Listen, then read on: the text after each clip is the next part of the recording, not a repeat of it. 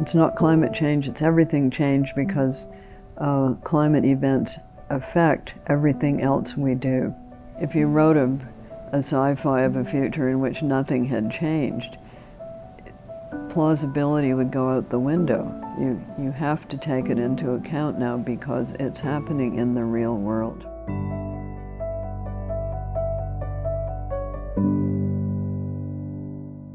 When did I realize that my life was not exactly, or not in hardly at all, like the lives of the other children that I was going to school with?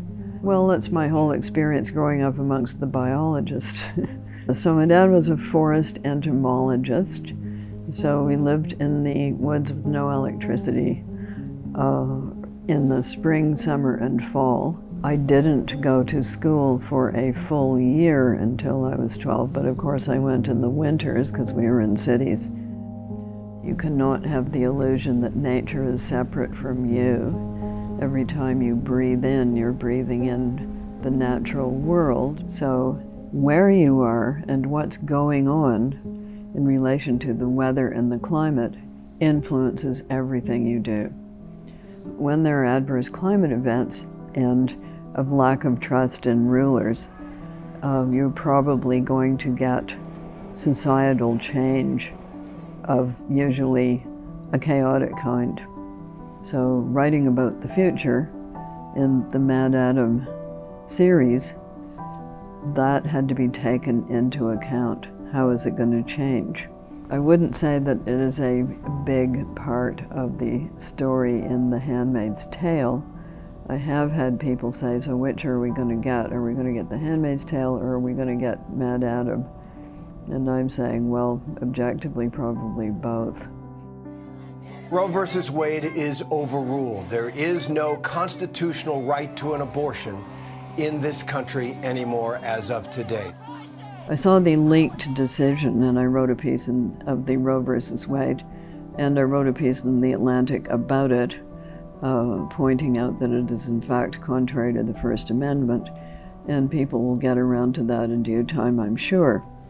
But then when the actual decision came out, that's when you got the backlash. And that backlash is probably going to continue on for some time, especially as the consequences of that decision kick in. This is what was in The Handmaid's Tale, and now it's happened.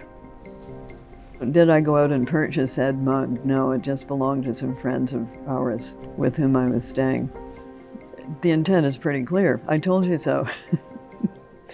It hasn't happened completely, of course. We haven't forbidden women to read, although they seem to be doing a pretty good job of shutting down libraries, firing school teachers, and banning books. I and other people often say that we're hopeful when looking at young people who do indeed appear to understand the dimensions of the crisis that we're in. Doomerism is not helpful. So the moment when you give up hope, that is the moment when you cease to take any actions that might be positive to get out of the doom, whatever it is.